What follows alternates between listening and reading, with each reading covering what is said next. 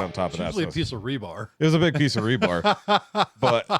but the point is that it's like this bright pink bunny thing sitting right on top of this big metal hunk of thing. And I'm like, we also told the kids, hey, watch where you're running in case you just run straight into the box of, with the large metal rod sticking out of the ground. Be careful, But that reminded me, I was like, yeah, that was the last time we did an Easter egg hunt at my parents' house. And that was a long fucking time ago at this point.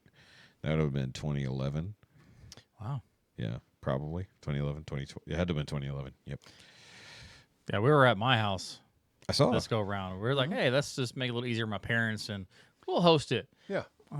We didn't do any eggs or anything like that, but good food. Still made it a little bit harder for my parents to get there because they still brought stuff over. I was like, we should have just had it at your house. You didn't have to go anywhere.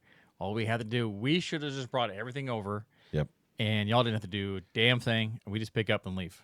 Exactly. So, yeah. But it was good still. Did all right. So yeah, I saw some nice pictures from your day. Yeah. Look good. Thank you. And I neglected, because I was sitting around talking, I missed the kids' Easter egg hunt and stuff. I was supposedly in charge of taking pictures and stuff of that. Whoops. Whoops.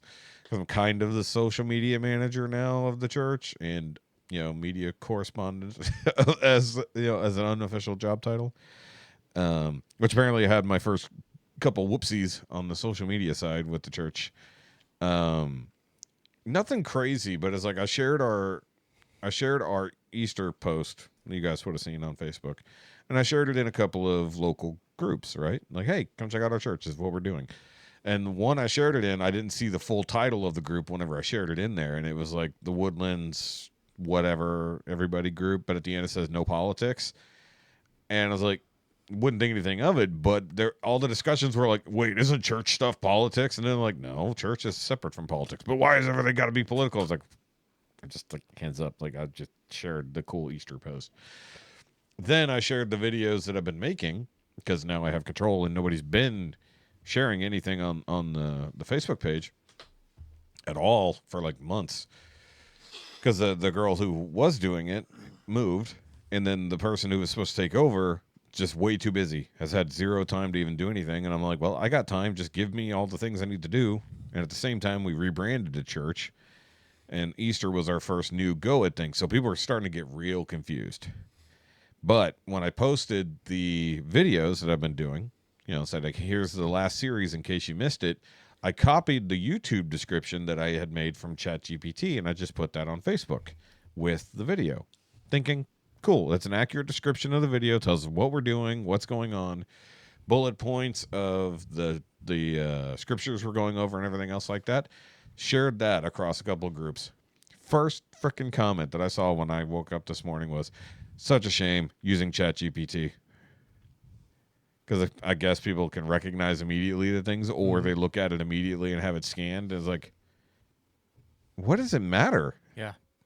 It's like, well, because a human didn't write it. I was like, but all I did is I took the transcription of the literal video sermon, fed it into ChatGPT, said make a YouTube description, include the Bible verses, and make it SEO friendly.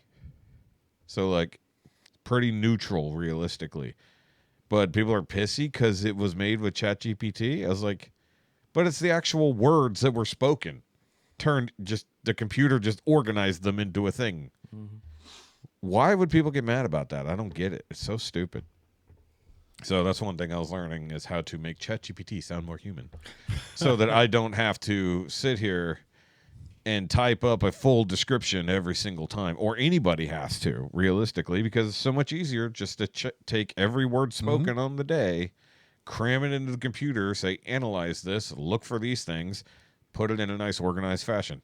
And then spit out some keywords for me. I used it over the weekend. Yeah. It completely laid out my entire meal prep plan, gave me a shopping list, gave me recipes, gave me 2 and 3 day blocks of everything I was doing. Yeah. And then did my weekly shopping lists. And, combined it all, then put it in a PDF. Yeah. And so, like, for using it like a tool like that, I don't see why anybody would be mad, but I guess because it's describing what we're doing, people get mad at it.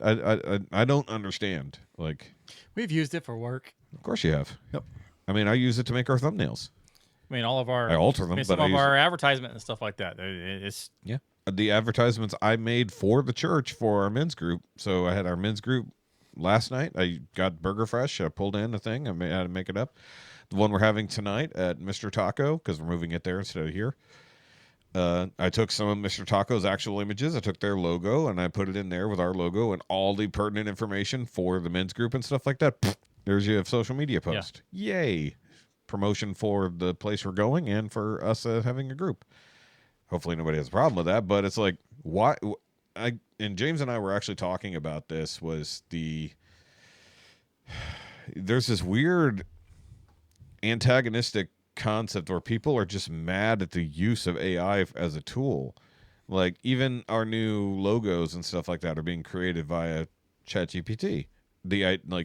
One thing James did was drew out the concept, so we're now instead of real life Conroe, we're ID Church, which stands for Imago Dei, which means in the image of God, showing that we are made in the image of God, and if God made you, then you are one of His creations, and but you need to know who you are in the eyes of God. That's the whole concept. So that's one of the big changes. So he would sketched up some stuff, fed it into ChatGPT, and made adjustments here and there. So if you see the logo, because we did a whole thing where it's like, here's the 7 logos I came up with, different stuff, yay or nay to the whole group, and so we all voted on the ones we liked. The top 3 went this direction, and then somebody gave him an idea, and he sketched it out on a napkin right then and there, took a picture of it, fed it into ChatGPT, told him the colors and all this stuff like that. And the one that is the current placeholder is now that, and it seems like a lot of people actually like that quick little sketch of a logo that he put together. And I'm like, that one works, and I was like, one of the other ones you had actually fits with what we want for the men's group when we rebrand that too. So maybe we just move that over there. And he's like, actually, that's a pretty good idea. So we'll see what happens in the future. But that all comes down to the changing nature of things right now. See, it allows. I can sit there and probably create most of the shit that we do, anyways. It's gonna take me forever to do it. And of course, when we were trying to do jobs and everything too, as well. But Heidi takes some words, takes some pictures that we've done, throws it into the queue, like you said. So it also writes it all up. It gets an example, yeah, and it goes with it, and then we do little tweaks, and it's like, hey, there we are. That way, I don't have to worry about it. She can do it herself to put her creative knowledge or whatever into it she wants to. Yeah, that's how it makes it. Yeah, so, I was already using AI to create our thumbnails and stuff, but I was using it off my PixArt account. So my photo editor, but then when it locked up on the AI stuff during the update, I couldn't do anything. So I started using ChatGPT, but I would feed it some of our older ones so it had the style idea. And it's hung on to that. So like the Chuck Norris one that I did last week for the Chuck Norris one, and then the bread dealer, all that stuff, they're all kind of in the same animated style for those. But if I want a more realistic one, I go a different direction. Because originally the Chuck Norris one was realistic. I was like, no. It's like, that looks weird. I don't like it. It's like, take it more towards a cartoony look. And I was like, yay, there we go. And then I put our logo on Chuck's shirt underneath his overshirt, which I was like, how do I layer that in there properly? I got it. It looks good. But I wanted it to be, I want our logo, instead of bold and in the corner, it's like it's on there somewhere. And if it's on a piece of clothing, like the bread dealer, the guy who's buying the bread has it on the back of his jacket. So like I'm just sneaking it into places.